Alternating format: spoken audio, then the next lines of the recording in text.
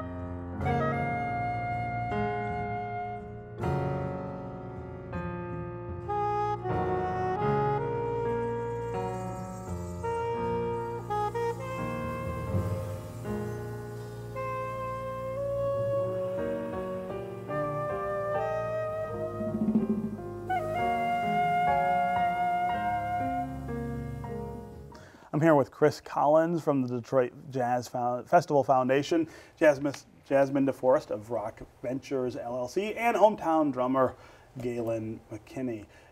Galen, I want to give you a chance to talk about being a female drummer, which I think is one of the coolest things you can be, right?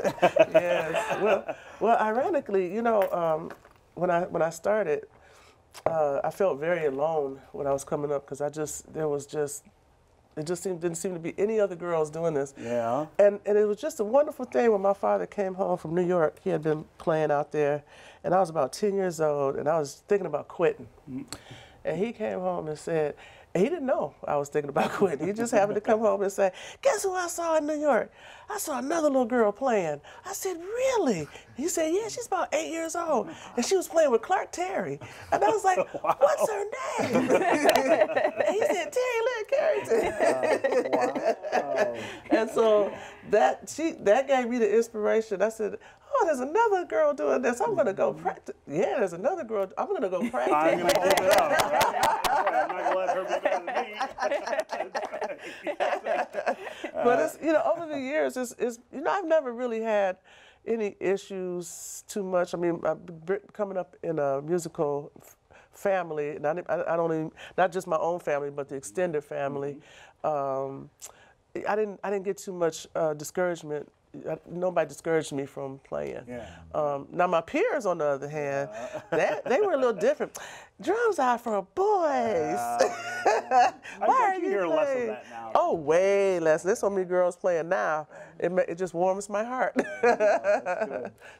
Jasmine, talk about the influence or the confluence, I guess, of hip hop and jazz that's going to be celebrated this year? So last year, if you recall on Yes. the show, Chris and I, we were talking about George Benson and how a lot of hip hop artists have sampled his music and other jazz musicians. And we talked about Jay Dilla and how some of his music and production was influenced by jazz. And so this year, we're very excited and also proud to announce that the Quicken Loans Untitled series is back, and the featured artist is Kareem Riggins, who's a native Detroiter and drummer. He has done work with Diana Krall, Sir Paul McCartney, and Common, and Kanye West. And then speaking of Common, Common is actually performing and will be here at this year's Jazz Festival on Sunday. He and Kareem are performing, and so that is the integration and the infusion of the eclectic mix of music inspired by jazz, and of course, paying tribute to jazz music as well. And so we also have Kamasi Washington coming on Sunday, performing on Sunday night. So we're really, really excited, and of course, Esperanza Spalding, who I love, she will be here on Monday.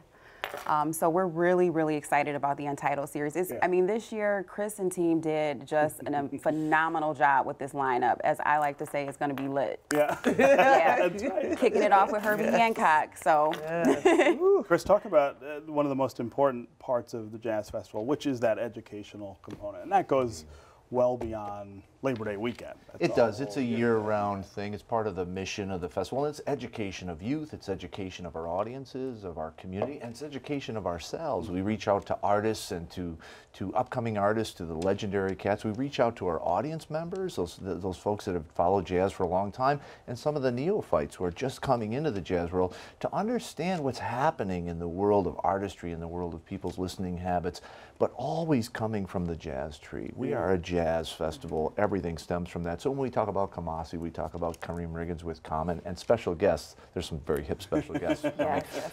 We're talking about cats that are approaching the influence of hip hop, electronic, and other things, but from the jazz perspective. They really are. Very different thing. It creates a whole new texture.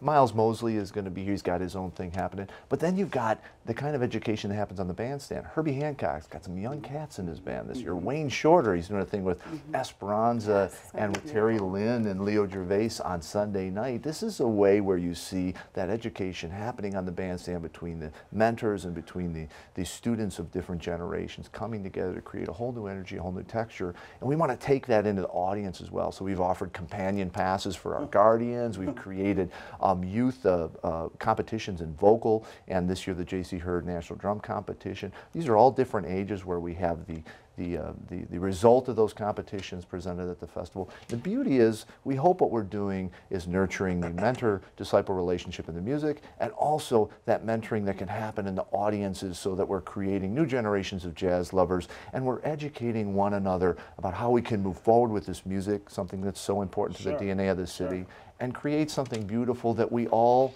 own a little bit. It's a beautiful thought. Yeah. I mean, sometimes people ask, is jazz had its time and is in the past, is it sort of going away? And I always say, look around, listen to the music that you hear now that people are making, and the not subtle influences, I mean direct influences on popular music that are about jazz. And hip hop is, of course, I think one of the best examples of that, but you hear it.